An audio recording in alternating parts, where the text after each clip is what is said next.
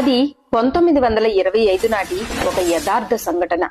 శ్రీకాకుళం జిల్లా కోటబొమ్మాలి గ్రామంలో ప్రసిద్ధి చెందిన కొత్తమ్మ తల్లి అమ్మవారి కథ. అప్పట్లో కోటబొమ్మాలికి చెందిన చిన్నప్పలనాయుడు అనే రైతు ఎడ్ల బండిపై సంతకు వెళ్తూ ఉండేవాడు. ఒకరోజు వేకువజామున సంత నుంచి తిరిగి వస్తున్నప్పుడు మార్గ మధ్యలో ఓ ముసలావిడ కనిపించి, నాయనా, నన్ను నీ బండిపై ఎక్కించుకొని కోటబొమ్మాలి దారిలో దింపేస్తావా అని అడిగింది.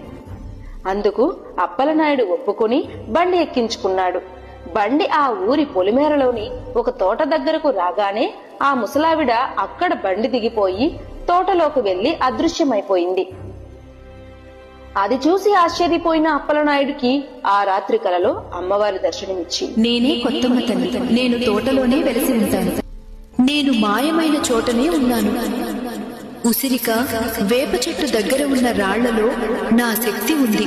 ప్రతి భాద్రపద మాసంలో పోలాల అమావాస్య తరువాతి మంగళ బుధవారాల్లో నన్ను పూజించు. గురువారం నాడు జంగిడిని నీ భార్య తలపై పెట్టి పసుపు కలశాలు, ఘటాలు, వాయిద్యాలతో నన్ను నా స్థలానికి తీసుకువచ్చి బలిప్రాకరణం చేయించు. అలా చేస్తే భక్తుల కోరికలు తీర్చుతాను, మీ ఊరి దేవతగా కొలువుంటాను.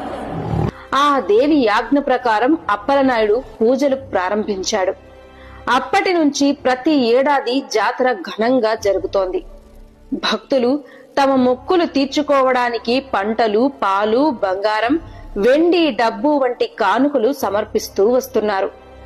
3 రోజుల పాటు భక్తి, సాంస్కృతిక కార్యక్రమాలతో కోటబొమ్మాలి మండలం పండుగ వాతావరణంలో మునిగిపోతుంది. అమ్మవారిని భక్తులు కోర్కెలు తీర్చే కల్పవల్లిగా భావించి దూర దూరాల నుంచి వస్తున్నారు. మీకు గనక ఈ కథ నచ్చినట్లయితే కామెంట్ చేసి ఇలాంటి మరిన్ని కథల కోసం మమ్మల్ని ఫాలో చేయండి.